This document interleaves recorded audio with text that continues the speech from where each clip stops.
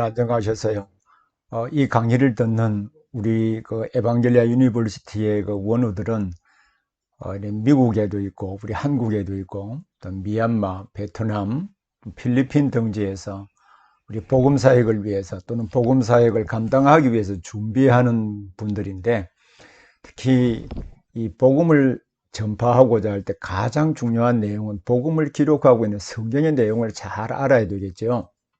그래서 이 강의는 사실 성경 전체가 어떤 책인가라고 하는 것에 물론 초점을 맞추고 강의를 하고 있습니다만, 그 안에 또 중요한 내용들을 중심으로 다룰 때 전체와 부분을 잘 조화 있게 이해할 수 있기 때문에, 특히 이 성경 섭외의 강의에 처음부터 끝까지 좀 주의해서 들어보시기도 하고, 동시에 또 제가 중요한 강의 원고 같은 경우에는 우리 무들에도 올려놓고 있고요. 또 PPT의 기본 이 자료들을 또 역시 무들에 올려놓고 있기 때문에 그 내용들을 참조해서 성경과 또 제 교재인 레포백, 모세오경, 그리고 역사서, 시가서, 선지서, 또 대선지서, 소선지서 이렇게 구분이 되어 있습니다만은, 그 책을 구분해서 같이 읽으면 저는 성경 전체에 대하여 올바른 이해와 또 성경 전체를 잘 알 수 있는 그 그림이 저는 그려질 수 있다고 생각을 합니다. 오늘 우리가 함께 살펴볼 내용은 모세오경입니다.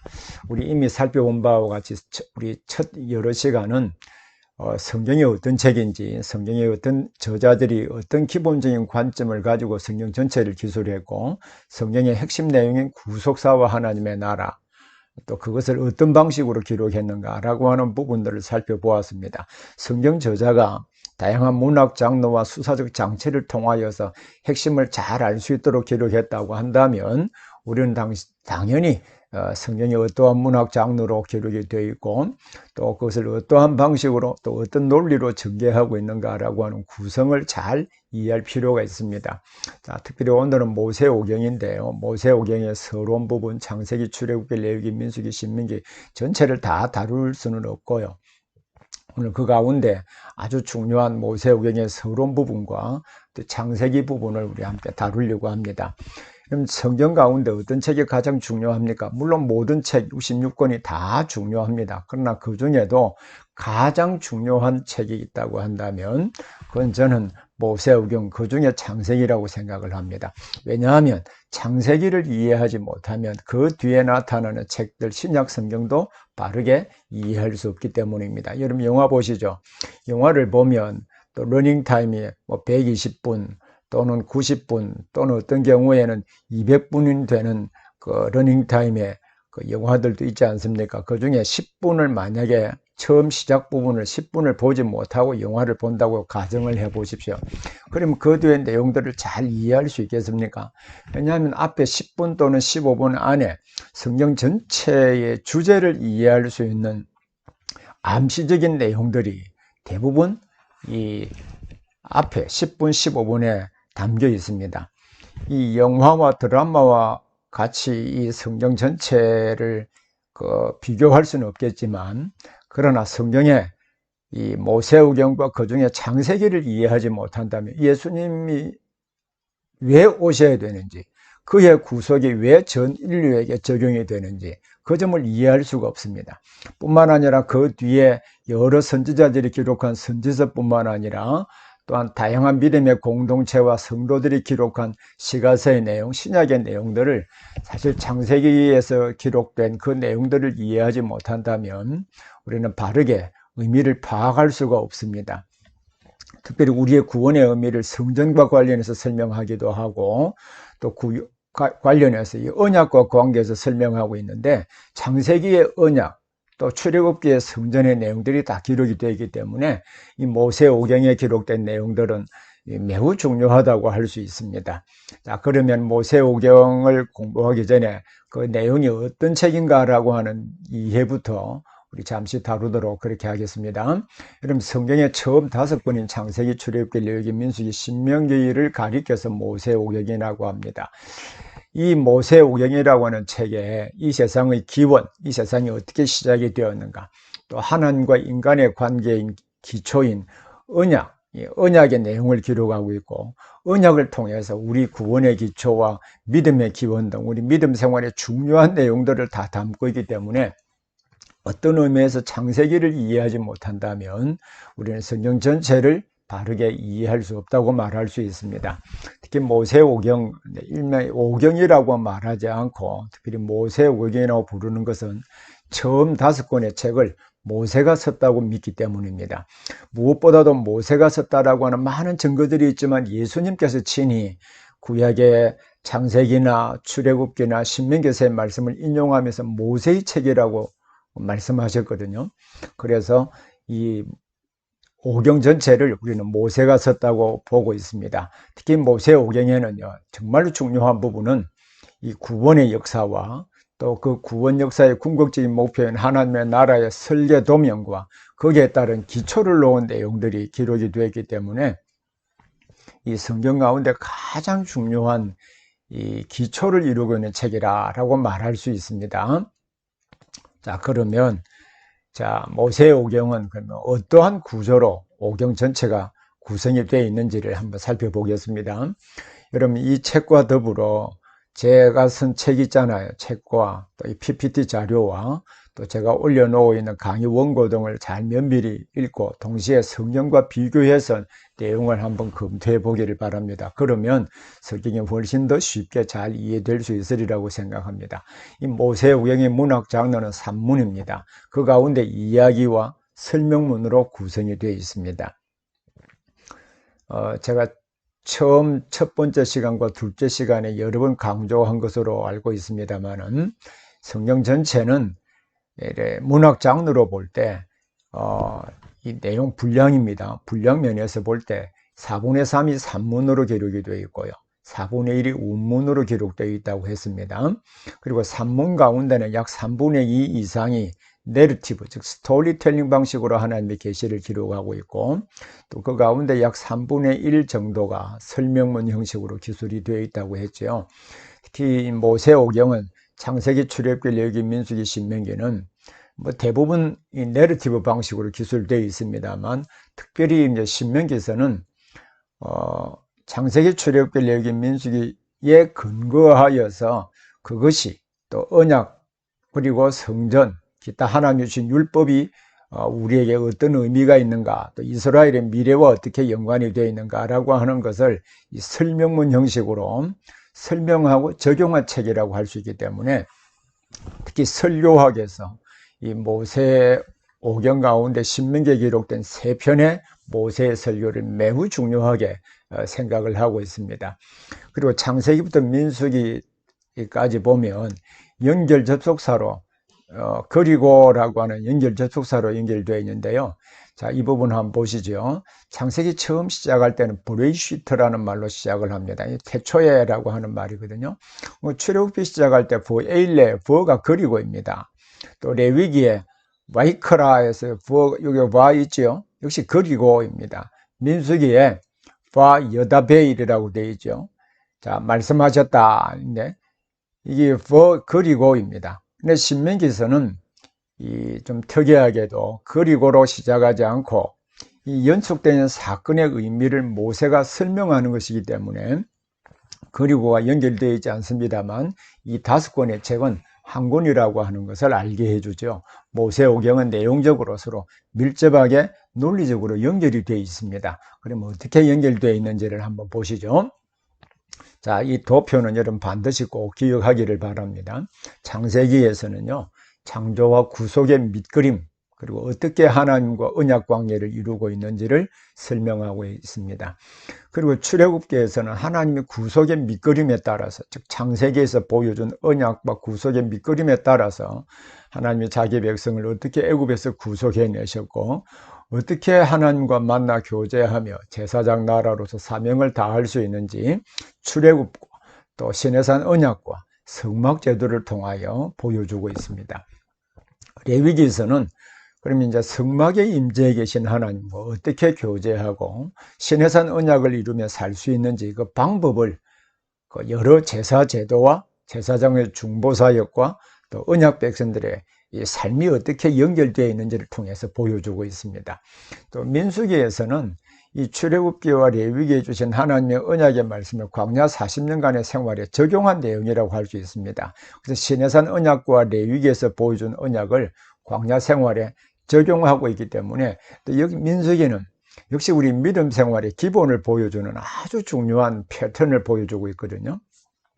또 신명기에서는 처음에도 말씀드렸습니다만 광야 40년간의 생활을 토대로 이 언약을 지키는 일이 왜 중요하고 그 언약이 각 상황에 어떻게 적용되는가라고 하는 것을 모세의 세 편의 설교를 통하여 보여주고 있습니다. 자, 그렇게 본다면 모세오경의 창세기, 출애굽기, 레위기, 민수기, 신명기 5권은 서로 밀접한 연관성을 가지고 있다라고 볼 수 있겠지요.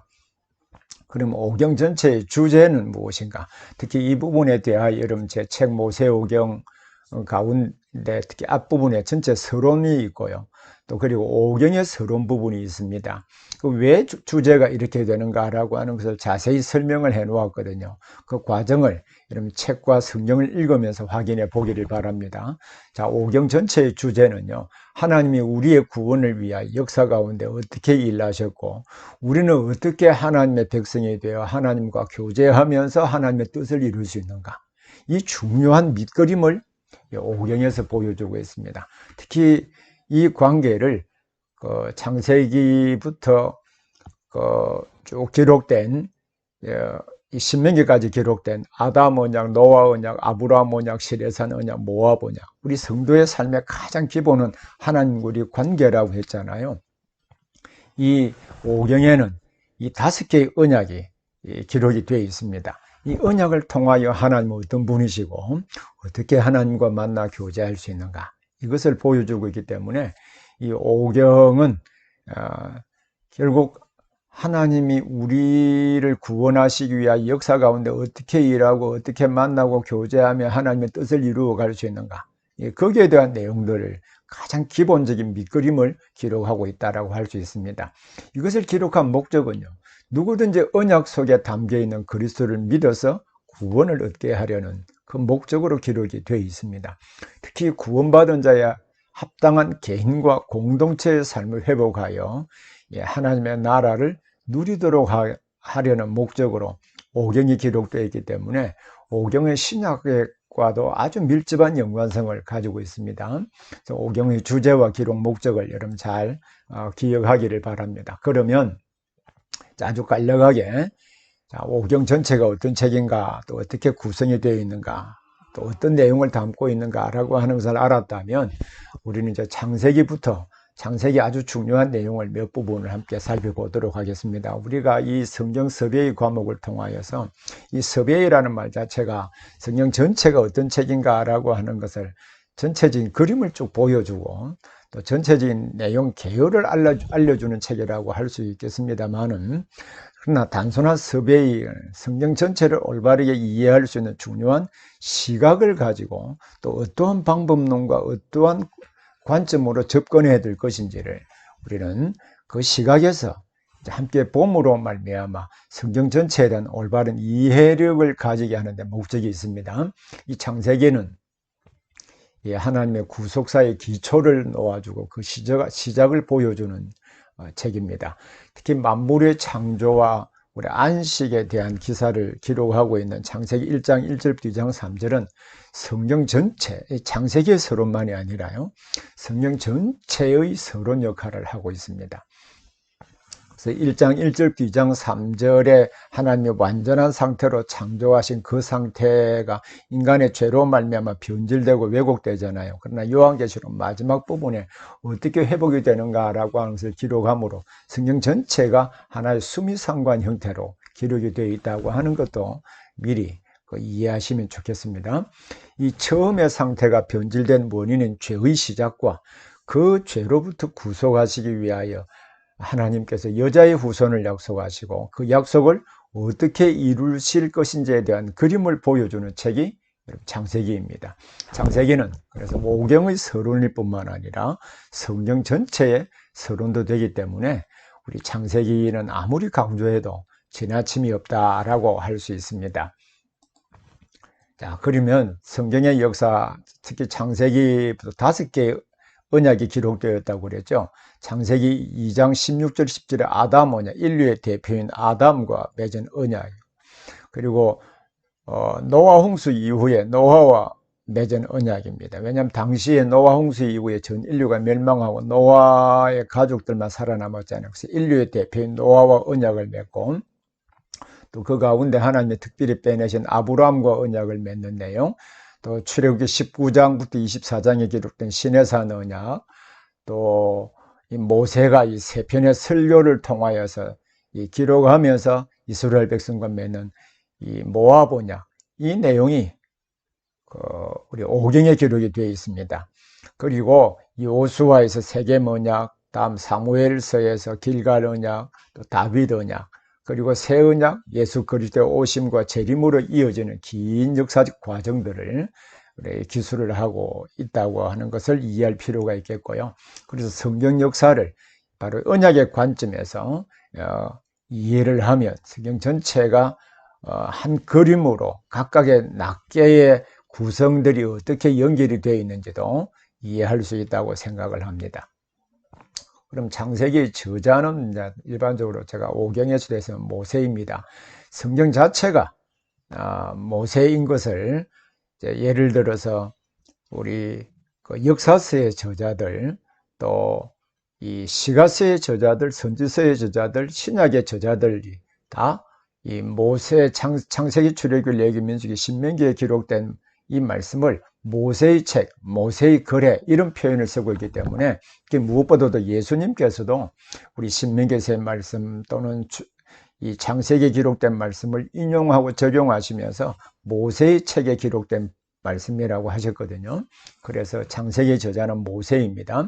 모세는 120년을 살았죠. 다 알다시피 출애굽한 해가 1446년이라고 한다면 그는 주전 1526년에 태어났고 1406년에 죽었습니다. 우리 모세의 첫 40년은 애굽에서 공주의 아들로 애굽의 지혜를 배웠고요.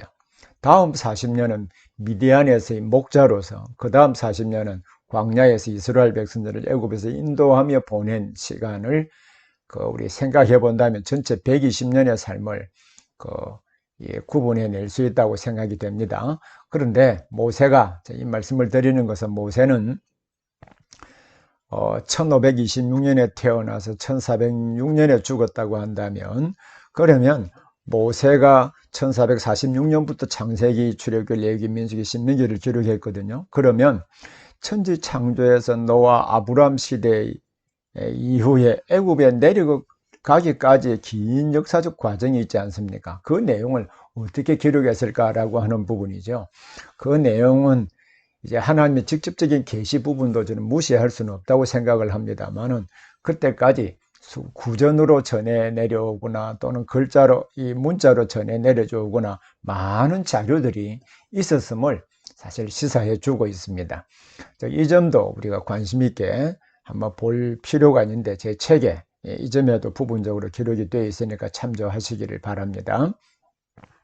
자, 그리고 창세기 역사적 배경은요, 창세기 1장부터 38장은 우리 지리적으로는 고대 메소포타미아, 수메르, 이신다르사 시대, 구바벨론 시대, 또 가나안 시대, 이러한 내용들이 중요한 이 배경을 이루고 있습니다. 창세기에 기록된 우리 창조라든지 홍수, 그리고 지리와 건축 기술이라든지 백성들이 이주, 땅을 사고 파는 문제, 풍습이나 상속권, 이러한 내용들이 우리 창세기에 나오지 않습니까?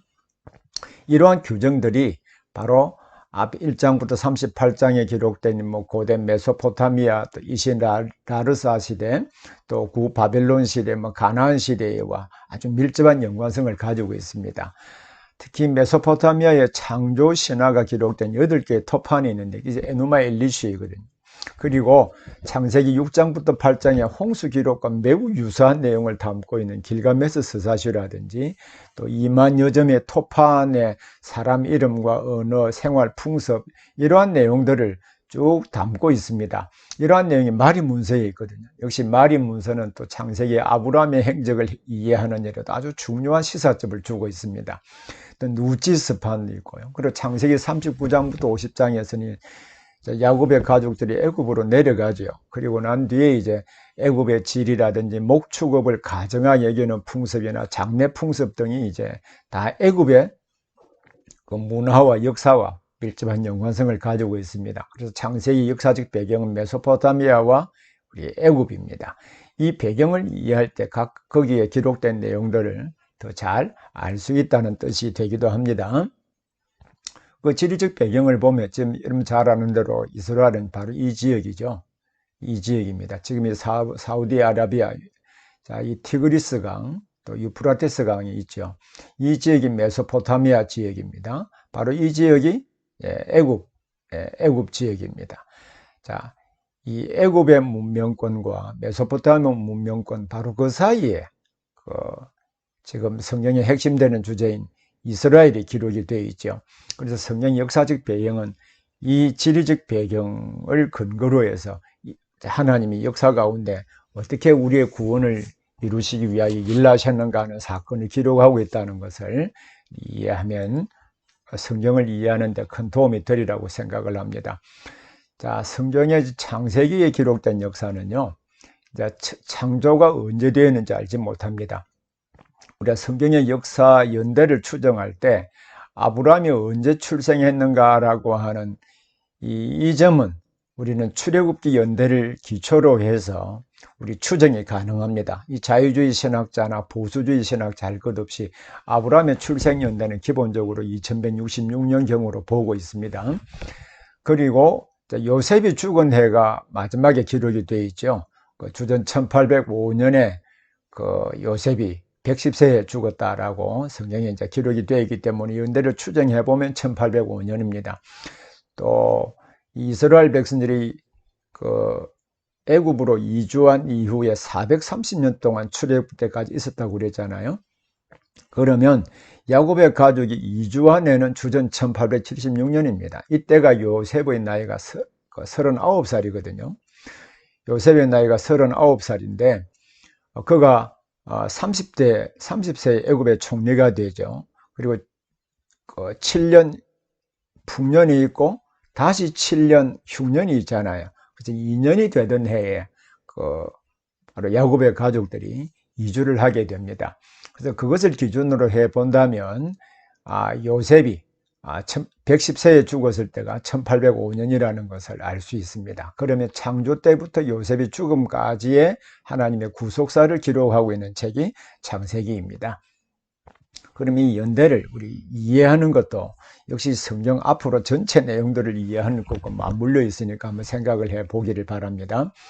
우리는 성경의 연대를 책정할 때 가장 기본적인 연대를 기준이 되는 연대가 있거든요. 그걸 출애굽 연대입니다.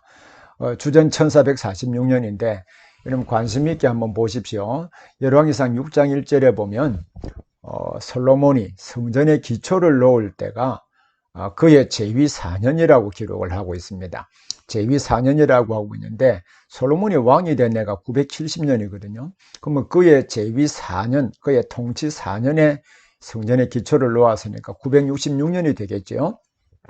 그러면 열왕기 상 6장 1절의 기록을 보면 그것을 기준으로 해서 애굽에서 나온 지 480년이라고 했습니다. 그래서 966년에서 480년을 더하면 이때 주전 1446년이 되죠. 이것이 성경의 가장 중요한 기준이 됩니다. 근데 성경의 기록을 가만히 보면 애굽에 거주한 기간이 430년이라고 출애굽기 12장 40절에 기록이 되어 있거든요. 그리고 우리 거꾸로 한번 쭉 계산을 해 보겠습니다. 자, 야곱이 애굽에 내려갔을 때가 130세입니다. 130세 때 애굽에 내려갔거든요. 그리고 이삭이 야곱과 에서를 낳았을 때가 60세입니다. 아브라함이 이삭을 낳을 때가 100세거든요. 그러면 100세, 60세, 130세를 더하면 290년이 되잖아요. 그러면 여기에서 이제 우리 계산이 가능한 것입니다. 자, 출애굽 연대가 1446년이고요. 그리고 이제 아브라함 이삭을 낳을 때부터 야곱이 애굽에 내려갔을 때 130세까지 290년을 딱 더하면 아브라함이 주전 2166년에 출생을 했다. 이것이 가능한데 자, 이것을 조금 더 구체적으로 알 수 있는 도표를 한번 보겠습니다. 자, 아브라함이 75세의 부름을 받아서 100세에 이삭을 낳았습니다. 그리고 이 이삭은 40세에 결혼을 했습니다마는 60세에 에서와 야곱을 낳았습니다. 그래서 야곱이 130세에 애굽에 내려갔거든요. 그러니까 147세에 하나님의 부르심을 받았죠. 그리고 또 이 요셉은 110세에 죽었습니다. 그래서 그가 30세에 총리가 되었다라고 했잖아요. 그래서 이 요셉이 죽은 해가 연달아 환산하면 주전 1805년이 되는 것이죠. 이렇게 계산해 보면 아브라함이 출생한 연대가 주전 2166년이 된다라고 하는 것도 우리 알 수가 있는 것입니다. 그래서 이 연대는 성경 전체를 이해하는 데도 아주 중요하기 때문에 잘 기억하면 좋겠습니다. 특히 우리는 창세기를 기억할 때 창세기가 어떻게 구성이 되어 있는가라고 하는 것을 이해하는 것은 매우 중요한 일입니다. 창세기는요, 10개의 계보, 히브리어 단어로 이 톨레이도트라고 합니다. 이 톨레이도트라고 하는데요, 이 톨레이도트를 중심으로 배열이 되어 있습니다. 자, 이 점을 우리가 좀 이해하기 위해서 다음 한번 보십시오. 자, 2장 4절에 하늘과 땅의 내력이니라고 번역이 되어 있죠. 하늘과 땅의 내력이라고 기록이 되면서 창조, 타락, 구속의 이야기를 기록하고 있고요. 이것은 아담의 계보를 적은 책이니라. 아담부터 노아까지 계보. 그리고 이것은 노아의 족본이라 라고 하면서 홍수 이야기가 기록이 되어 있습니다. 또 10장 1절에 노아의 아들 셈과 함과 야벳의 족보는 이러하니라. 이게 보면 내력, 계보, 족보, 족보, 족보, 족보, 족보 이렇게 되어 있잖아요. 이 모두 다가 히브리어로 이 톨레이도트라고 합니다. 이 톨레이도트인데 이 톨레이도트는 계보가 성경을 어디서 나오는지 한번 쭉 생각해 보십시오. 창세기에 10개의 계보가 톨레이도트가 나옵니다. 그리고 그 뒤에 룻기서에 보면 1, 2, 3, 4장이 있습니다만 4장 제일 마지막에 베레스와 세라의 계보가 나옵니다. 그리고 그 다음 계보가 역대상 1장부터 9장까지 긴 계보가 나오죠. 또 이 계보가 마태복음 1장 아브라함과 다윗의 자손 예수 그리스도의 계보라. 또 누가복음에 보면 바로 역시 예수 그리스도의 계보가 나타나지 않습니까? 이 계보를 전체를 다 연결하면 예수 그리스도가 오시는 그 계보라고 하는 것을 알 수 있습니다. 자, 그럼 이래 볼 때 창세기 10개의 계보를 중심으로 배열이 되어 있는데 이를 70인역이 번역할 때 게네시스라고 번역을 했습니다. 이 게네시스를 음력한 것이 창세기 제너시스인데요. 감마는 G죠. 엡실론 E입니다. 누는 N이죠. 엡실론 E, 시그마는 S잖아요. 또 이오타 I, 시그마 S죠. 이 제너시스입니다. 이 제너시스는 이제 족보, 기원, 계보 이런 뜻이거든요. 그러면 원래는 이제 히브리어 성경에는 책 제목이 없습니다. 처음의 글자 브레이시트, 태초에가 제목으로 삼고 일반적으로 이해를 해왔습니다만 70인역이 이것을 번역하면서 제목을 게네시스라고 붙였습니다. 왜냐하면 이 10개의 계보를 중심으로 창세기가 구성이 되어 있기 때문입니다. 이 게네시스라고 하는 말은 천지창조에서 노아 홍수 이후까지 5번, 아브라함의 아버지 데라부터 야곱까지 5번이 서로 이 대칭 관계를 이루면서 기록이 되어 있습니다. 자, 이 부분을 좀 자세히 한번 보십시오. 자, 창세기 1장부터 2장 3절까지는요, 성경 창세기의 서론일 뿐만 아니라 책 전체의 서론이기도 합니다. 그럼 여기에 하늘과 땅의 계보, 둘, 셋, 넷, 5개 나와 있죠. 다음 데라부터 하나, 둘, 셋, 넷, 5개의 계보로 이렇게 구성이 되어 있습니다. 이 데라 이전에는 연대를 산출할 수 없습니다. 근데 데라부터는 아브라함까지는 연대를 산출하는 것이 가능하거든요. 이렇게 구분해 보면은 서로 이 대칭 구조로 전체 내용을 배열했다는 것을 알 수 있습니다. 10개의 계보로 창세기가 구성이 되어 있습니다. 이 계보라고 하는 말을 우리 잘 이해할 필요가 있는데 조금 전에도 말씀드렸습니다만 계보가 나타나는 것은 창세기 역대상 1장부터 9장까지, 룻기 4장 18절부터 22절 마지막 부분이죠. 마태복음 1장, 또 누가복음 3장에 기록되어 있습니다만 이 단어의 히브리어는 톨레이도트이고요. 이를 번역한 단어 헬라어로 게네시스인데 창세기라는 제목은 바로 이 단어에서 왔습니다. 그러나 창세기라고 말할 때요, 세상을 창조한 이야기라고 할 수 있겠죠. 그러면 창세기 전체 50장까지를 보면 세상을 창조한 이야기는 1장과 2장밖에 없습니다. 그래서 적절한 제목이 될 수가 없어요. 그래서 올바르게 제목을 붙이고 또는 번역하지 못했기 때문에 결국 창세기 전체를 올바르게 이해하는 것을 놓치게 만드는 결과를 가져왔습니다. 이 사우스 아프리카의 예전에 포첵스트롬의 구역학 교수로 있었던 이 헬버거는 이 단어를 그것에 대하여 일어난 것은 바로 이것이다 라고 이래 설명을 하기도 했습니다.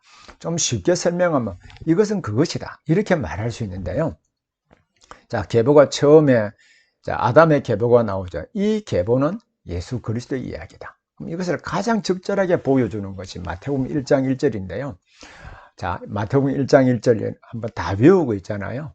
아브라함과 다윗의 자손 예수 그리스도의 계보라. 자, 그러면 여기 계보가 이것은 바로 그것이라 라고는 뜻이라고 했죠. 아브라함과 다윗의 자손에 대한 이야기는 예수 그리스도의 이야기입니다. 이해되시죠? 예. 그러면 구약 성경에서 아브라함의 이야기와 다윗의 이야기를 빼면 무엇이 남을까요? 창세기 1장 1절부터 11장 26절까지 밖에 안 남습니다. 왜냐하면 구약 성경 전체가 아브라함과 다윗의 자손에 대한 이야기잖아요. 그래서 성경 전체는 예수 그리스도에 관한 스토리를 담고 있다 하는 것을 이 톨레이도트, 즉 계보라고 하는 말을 통해서도 알 수 있습니다.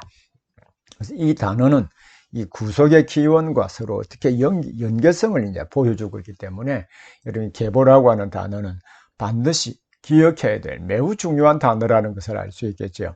그래서 천지 창조의 계보와 노아와 셈의 계보를 데라의 계보와 연결하여서 바로 이스라엘이 구속사의 중심이다 라고 하는 것을 보여주고 있습니다. 이스마엘과 에세의 계보는 매우 짧지요. 이는 구속사의 중심 인물이 아니라 어떻게 하나님의 구속사에서 이 민족이 생겨났는가, 어떻게 연결되는가, 또 하나님의 백성과 어떤 관계성을 가지고 있는가, 이것을 보여주기 때문에 아주 짧게 기록이 되어 있습니다. 이 계보는 그리스도와 연결되어 창세기는 하나님의 구속 계획의 근거와 과정을 보여주고 있기 때문에 이 구조, 이 톨레이도트로 구성이 된 10개의 계보로 구성된 우리 창세기의 특징들을 잘 이해할 필요가 있다고 할 수 있겠죠. 자, 그러면 창세기는 10개의 계보를 중심으로 형성이 되어 있습니다. 자, 크게 하면 하늘과 땅의 창조 부분, 그리고 구체적으로 계보 하나, 둘, 셋, 넷, 다섯, 여섯, 일곱, 여덟, 아홉, 10개이죠. 그러면 참고적으로 여기에서 말씀드리면 우리 성경에 보면은 아담부터 노아까지 성경이 이제 노아 홍수 이전에 계보를 세어보면 딱 10개의 계보입니다. 그리고 노아 홍수 이후에 셈의 계보부터 데라의 계보까지 성경에 창세기에 기록이 되어 있잖아요. 계산해 보면 10개의 계보입니다. 그리고 룻기서의 마지막에 기록된 계보도 10개입니다. 그러나 그 사이에 다른 계보가 있었을까 없었을까요? 다른 사람이 있었습니다. 그럼에도 불구하고 10개, 10개, 10개 맞춘 것은 이 의도적으로 저자가 이 10개의 계보만 기록함으로 이것은 예수 그리스도의 계보다라고 하는 것을 보여주는 그 기능을 가지고 있거든요. 그래서 창세기 10개의 계보의 내용들로 이제 창세기 전체가 구성이 되어 있다고 하는 것을 눈여겨 보기를 바랍니다. 그래서 창세기의 주제는 이렇습니다. 그리스도가 왜 오시고 인간은 어떻게 구원을 받고 구원받은 백성은 어떻게 살아야 하나님과 교제할 수 있는지와 연관된 이 구속의 중요한 밑그림을 보여주고 있는 책이 바로 창세기입니다. 그 근거를 보면 창세기의 문학적 구조가 10개의 계보를 통하여서 예수 그리스도를 보내시고 어떻게 예수 그리스도와 연관해서 구원을 얻는가 하는 이 문제를 기록하고 있기 때문에 당연히 주제가 예수 그리스도가 오시는 이 문제와 연관된 내용을 기록하고 있다는 것을 알 수 있겠죠. 그래서 창세기는 그리스도의 오심을 언약의 방식으로 쭉 설명을 하고 또 언약을 통해서 예수 그리스도와 어떻게 연관되고 어떻게 구원을 받고 구원받은 자답게 합당하게 살 수 있는가라고 하는 기초를 바로 창세기에 기록된 이 아브라함과 맺은 언약을 중심으로 자세하게 이제 기록을 하고 있습니다. 그래서 창세기 기록 목적은요, 하나님과 인간의 처음 상태의 모습과 인간이 어떤 존재인지를 잘 보여주고 있다고 할 수 있겠습니다. 그리고 하나님이 창조하신 세상과 인간이 왜 변질되고 왜곡되었는지 기원과 결과를 보여주기도 합니다. 또 인간이 타락한 과정에 나타나는 죄의 모습과 또 그것을 어떻게 해결해 갈 것인지 역시 언약의 방식으로 보여주고 있기 때문에 창세기는 매우 중요하다고 할 수 있겠죠. 그리고 창세기에서는 이 하나님의 언약 안에 있는 자기 백성을 어떻게 구속하시고 어떻게 그들과 만나 교제하시고 하나님의 나라를 이루시는지 아브라함과 이삭과 야곱과 요셉을 통하여서 보여주는데도 역시 창세기의 중요한 기록 목적이 있습니다. 이러한 점에서 창세기는 아주 중요한 책이라고 이런 말할 수 있겠죠. 창세기 전체의 구속 역사 가운데 창조 때부터 요셉의 죽음까지 기록을 하고 있습니다. 그래서 이 창세기의 구속사는 항상 하나님의 주권적인 은혜 부분과 인간의 책임적인 부분으로 이렇게 같이 나누어져 있거든요. 그래서 창세기 구속사에서 하나님 만물을 창조하시고 인간을 하나님의 형상으로 창조하시고 하나님과 교제하며 에덴 동산에서 살게 하셨습니다. 하나님 주권적으로 행하신 일이잖아요. 그리고 영원히 에덴 동산에서 안식할 수 있는 방법으로 인간의 대표인 아담과 이래 언약을 맺었습니다. 하나님은 전지전능하신 분이잖아요. 그러나 그가 창조하신 하나님의 형상 인간의 그 지극히 높으신 하나님이 그 눈높이를 인간과 맞추어서 이렇게 교제하면서 이제 어떻게 하나님과 교제할 수 있는지를 우리 직접적으로 하나님 주권적인 은혜로 보여주셨습니다. 그래서 그러나 불행하게도 인간이 하나님의 약속을 믿지 않죠. 불순종함으로 말미암아 하나님의 형상이 변질되거나 왜곡되었습니다만은 우리 창세기 3장 15절에 뱀에게 한 말씀이긴 합니다만은 여자의 후손을 약속하심으로 구원을 약속해 주셨습니다. 그리고 역시 이제 하나님의 주권적인 은혜가 아브라함을 선택하여 언약을 맺으시고 자손과 땅과 복을 약속하심으로 구속에 대한 밑그림을 쭉 하나님이 주권적인 은혜로 보여주셨습니다. 그러면 이 창세기에서 인간의 책임은 뭘까요? 자, 아브라함과 이삭과 야곱과 요셉의 삶을 통하여서 우리가 이 땅에 살면서 만날 수 있는 다양한 문제들을 풀어가는 방법으로 믿음과 순종의 강요성을 이 창세기에서 보여주고 있습니다. 그래서 하나님이 주권적인 은혜를 베풀기는 하지만 어떻게 은혜 속에 들어가 그 은혜를 경험할 수 있느냐? 믿음과 순종입니다. 특히 우리가 어떤 존재이고 어떻게 구속사에 참여하여 그 은혜를 누릴 수 있는지 바로 우리 믿음의 조상들의 삶을 통하여서 특히 이제 보여주고 있기 때문에 우리 창세기의 구속사적인 의미, 하나님의 주권적인 은혜 부분, 인간의 책임 부분이 항상 구속사는 이 두 개의 부분으로 나누어져 있습니다. 자, 이 중에 오늘 창세기에 나타나는 몇 가지 아주 중요한 부분을 좀 다루고 오늘 마치려고 합니다. 창세기 1장 1절 귀장 3절은 왜 창세기의 서론이며 전체 성경의 서론이 되는가라고 하는 부분인데요. 제가 여기서부터는 본문을 다룰 때는 질문 형식으로 했습니다. 왜냐하면 질문 형식으로 해서 그 내용이 그 개념을 답을 찾고 그 답에 대하여 또 성경과 대조해보고 또 제가 쓴 책과 이를 대조해보도록 하기 위함입니다. 여러분 창세기 1장 1절부터 2장 3절에 보면 왜 이것이 창세기의 서론이며 전체 성경의 서론이 되는가 하면은 창세기는 10개의 톨레이도트로 구성이 되어 있다고 그랬죠. 10개의 계보로 구성되어 있는데 그 계보는 항상 이야기의 첫 부분에 나타나 있습니다. 이야기의 처음 시작인데 창세기 1장 1절 2장 3절에는 그 톨레이도트가 없습니다. 그래서 1장 1절 2장 3절은 처음 하나님께서 창조하신 세계의 완전한 모습을 우리 보여주고 있거든요.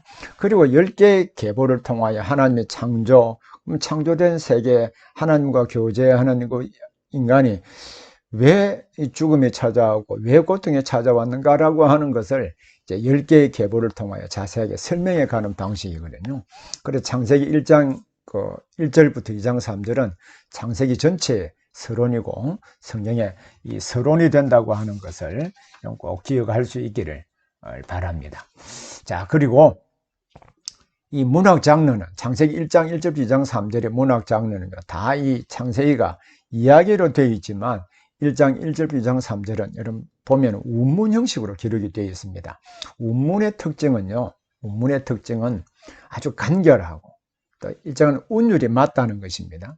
그리고 평행법과 그리고 이런 반복 그리고 이미지를 사용을 하고 있거든요.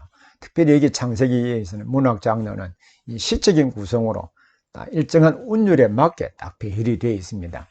자, 그리고 창세기 1장 1절에 태초에 하나님이 천지를 창조하시니라 라는 말씀에서 하늘은 무엇을 의미하며 땅은 무엇을 의미하는가 혹시 한번 생각해 보셨습니까?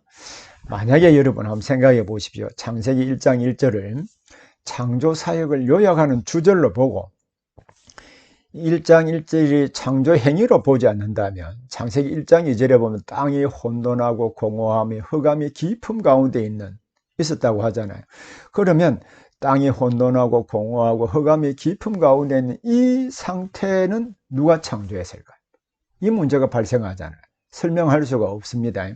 그래서 여러분 창세기 1장 1, 2절의 말씀을 여러분 히브리어 본문 한번 보십시오. 자, 여기에 제가 NASB 번역과 개역 개정판 번역과 또 바른 번역, 지금 우리 한글로 번역된 부분을 제가 해 놓았는데요. 자, 이 부분을 보면, 아주 의미가 무엇인지 잘 이해할 수 있다고 생각을 합니다. 자, 여기 형광펜으로 표시된 부분이 있죠. 자, 이 부분들을 중심으로 한번 보기를 바랍니다. 자, 브레이시트라고 하는 말은 태초에라는 말입니다. 바라, 창조하셨다. 엘로힘, 하나님이, 태초에 하나님이 창조하셨습니다. 에이트, 목적격을 인도하는 우리 전치사라고 할 수 있습니다. 이게 에이트 있죠. 하샤마임, 하늘과 땅을 창조하셨다. 자, 그런데 여기 잘 보십시오. 우리는 번역에 하나님이 천지를 창조하시니라고 번역함으로 하늘과 땅을 하나로 묶어 놓았잖아요. 이걸 따로 떼어 놓아야 하늘이 무엇이며 땅이 무엇이며 그것을 이해할 수 있거든요. 그리고 2절을 보십시오. 자, 이 땅입니다. 자, 하늘과 땅을 창조하셨습니다. 그리고 이게 부어는 그리고라는 말이거든요. 그 땅은 그럼 여기 이거와 연결되는 거죠. 그 땅은 하이타 존재하고 있었습니다. 어떤 상태로 존재하고 있었냐? 토우 보후. 자, 이게 본문이 혼돈과 깊음 가운데 이 두 단어는 하나로 두 개의 단어가 하나로 되어 있거든요. 이것은 우리 번역될 때 어떻게 번역되어 있냐면 이렇게 번역이 되어 있습니다. 자, 우리 번역된 걸 보면 혼돈하고 공허하며 되어 있죠. 토우 바 보후는 항상 두 개가 같이 나타납니다. 이것은 혼돈하고 공허한 빈 공간의 상태라는 말입니다. 그리고 호색, 어두움. 자, 어두움이 어디에 있는지 보십시오. 뭐뭐 위에거든요. 포네이. 이건 표면입니다. 트홈, 깊음의 표면 위에 흑암이 있어요. 자, 깊음, 뭐라고 그랬냐면 흑암이 깊음 위에 있고 라고 되어 있죠. 깊은 표면 위에 어두웠다. 자, 그리고 루하, 영이거든요. 성령이라고 할 수 있습니다. 하나님의 성령께서 뭐라 했다. 어떤 일을 하시기 위하여 막 하나님의 성령이 움직이고 계셨다. 자, 어디에? 알포네이, 표면이거든요. 여기 포네이 같이 표면에, 하마임, 물의 표면 위에. 자, 그러면 보십시오. 여기 물이 나와 있죠. 토우바보후, 혼돈하고 공허하며, 또 흑암의 깊은 표면. 이것은 만약에, 자, 이 1장 1절을 전체 서론으로 본다고 한다면, 창조 행위로 보지 않는다면 이것은 누가 만들었을까 하는 문제가 발생하잖아요. 그래서 이 부분을 바르게 이해하려면 이래야 됩니다. 제가 바르게 번역했는데 보십시오. 태초에 하나님이 하늘과 땅을 창조하셨습니다. 그 땅은 그리고 그 땅은 자, 공허하며, 이 두 개가 하나라 그랬잖아요. 공허하며 또 흑암이 깊은 표면 위에 있고 하나님의 성령은 수면 위에 운행했다. 자, 여기에 하샤마임은 전 우주를 말합니다. 그리고 하아레츠는 지구를 말합니다. 자, 그럼 다시 한번 보십시오. 하나님이 태초에 천지를 창조하셨다 이래 하지 말고요. 온 우주와 그리고 지구를 창조하셨습니다. 그리고 그 지구는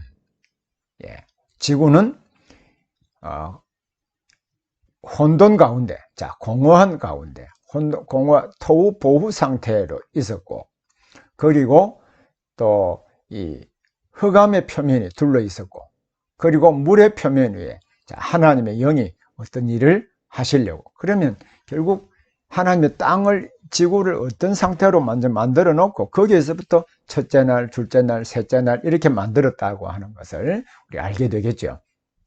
그래서 다시 한번 앞부분을 보겠습니다. 자, 여기에 보면 하나님이 천지, 하늘과 땅을 창조하셨다라는 말씀에서 하늘은 무엇을 의미하는가? 온 우주를 말합니다. 땅은 지구를 말합니다. 그리고 온 우주의 하늘에 별들이 있잖아요. 그 별들은 언제 만들었을까? 넷째 날에 만들었습니다. 그날 태양을 만들고 달을 만들고 별들을 만들었잖아요. 그리고 천지 만물의 창조 순서도 보면은 어떤 구조로 되어 있는가 한번 보십시오. 자, 이게 문학 장르가 시로 되어 있다고 그랬잖아요. 일정한 구조 형식이 나란히 이루어져 있습니다. 하나님이 이르시되 빛과 어둠 있어라 하시고, 자, 저녁이 되고 아침이 되니 첫째 날이니 이런 식으로 되어 있습니다. 자, 빛과 어둠을 창조하시고, 둘째 날에 궁창 하늘과 물을 창조하시고, 셋째 날에 땅과 바다 식물을 창조하셨죠. 그리고 저녁이 되고 아침이 되니 셋째 날이니라. 자, 넷째 날에 하나님이 이르시되 해와 달과 별들을 창조하시고, 그리고 저녁에 다 구조가 같지요. 자, 구조가 다 똑같습니다. 그래서 첫째 날, 둘째 날, 셋째 날 하나님이 큰 공간을 만드시고, 그리고 넷째 날, 다섯째 날, 여섯째 날은 그 만드신 공간 위에다가 이렇게 채우셨다. 이 구조로 창세기 1장이 구성이 되어 있다라고 하는 것도 우리 눈여겨볼 필요가 있겠죠. 그래서 천지 만물의 창조 순서는 어떤 구조로 되어 있는가, 이 점도 한번 관심 있게 보기를 바랍니다. 그리고 창세기 2장 2절에 보면 하나님이 그 하시던 날을 일곱째 날에 마치셨다라고 한다면 어떤 의문이 생기는가? 그럼 하나님이 첫째 날, 둘째 날, 셋째, 넷째, 여섯째 하시고 쉬었다. 일곱째 날에 쉬었다고 그랬잖아요. 그럼 일곱째 날에 마치셨다라고 하면 그 내용이 논리적으로 맞지 않습니다.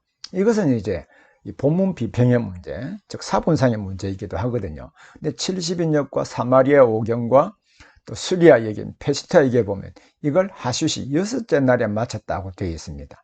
그래서 이것의 정확한 의미는 일곱째 날이 아니고 여섯째 날에 마치시고 일곱째 날에 여호와의 안식일로 쉬셨다, 이렇게 이해를 해야 됩니다.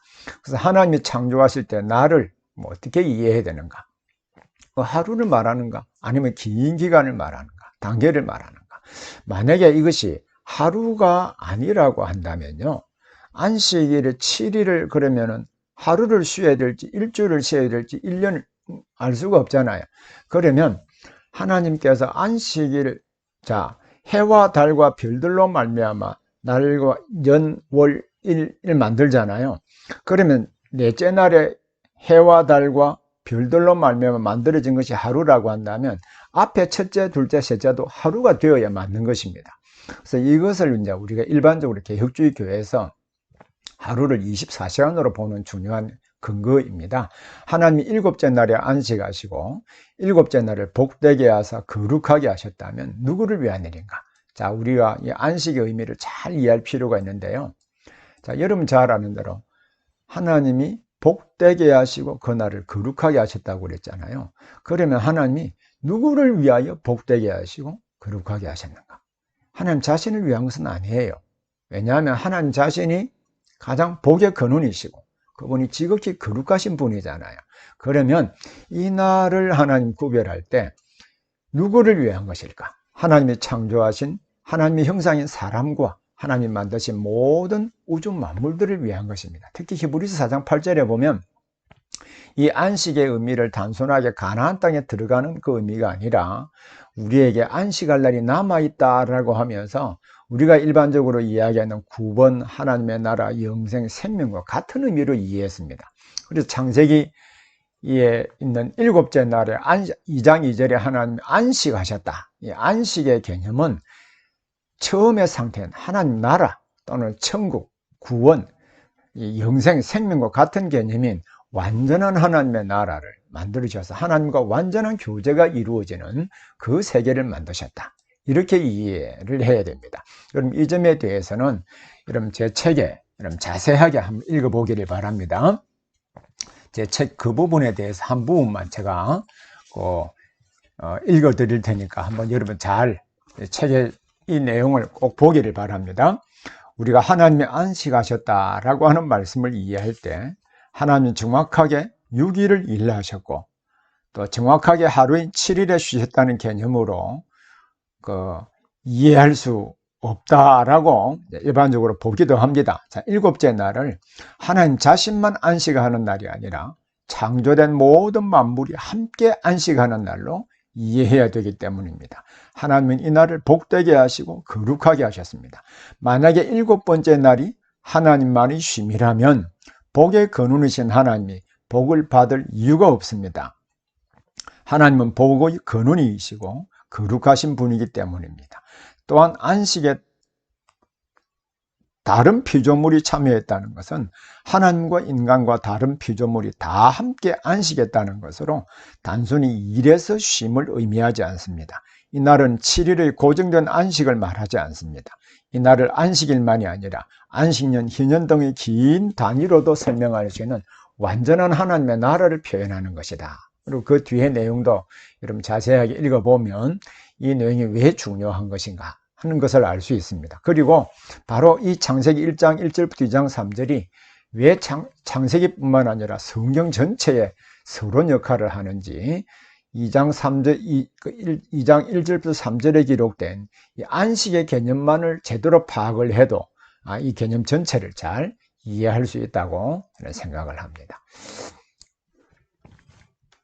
자, 그리고 창세기에는 유명한 할례 언약을 위시해서 이제 아브라함과 또 이삭과 야곱과 요셉의 생애가 나타나 있는데 이것은 다음 시간에 우리 함께 살펴보도록 하겠습니다.